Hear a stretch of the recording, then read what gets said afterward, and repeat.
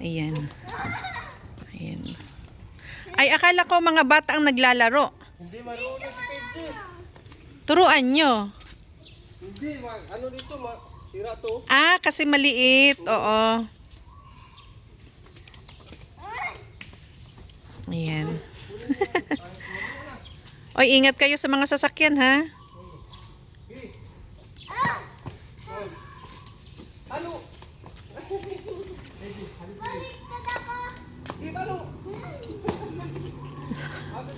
Ayan, nagpa-practice si Kiana.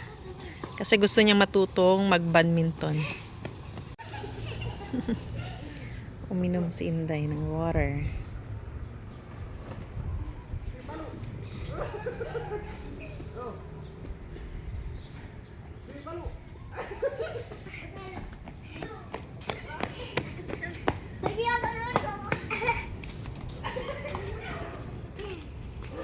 Ang laki naman ng tsinelas ni PJ. Wala ba siyang tsinelas? Wala ano. Sira na. Oh, kano naman ito? Ako tinagis. Be. Masyado kayong dikit dyan, oh. Di palo. First try, wala na eh. Palo mo lang. Kailangan always ready ka. Bantayan mo yung bola. Lagay mo lang. Palo. Hindi, lagay kay Pedro. Eh, papunta na eh. Pag medyo malapit na, Okay, 1, 2, 3, play.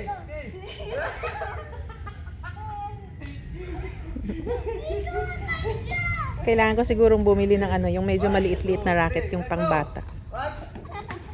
Akala ko kasi medyo kaya na niya eh. Hindi pala. Palo. Oh.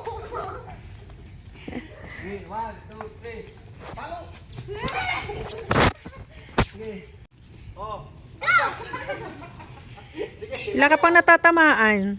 Okay, play. Wala. Okay, play. Agis. Baby, Bola hindi na tama. nak. Mag-concentrate ka kasi kung gusto mong matuto, mag-concentrate ka.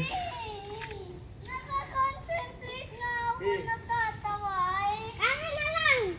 Sige. Sige kayo dalawa. Ihagis. Oh. Buy kita ng maliit-liit na racket. Mami, Hmm. pwede mo po tayo. Oh, maya na. Bakit mo ako uutusan?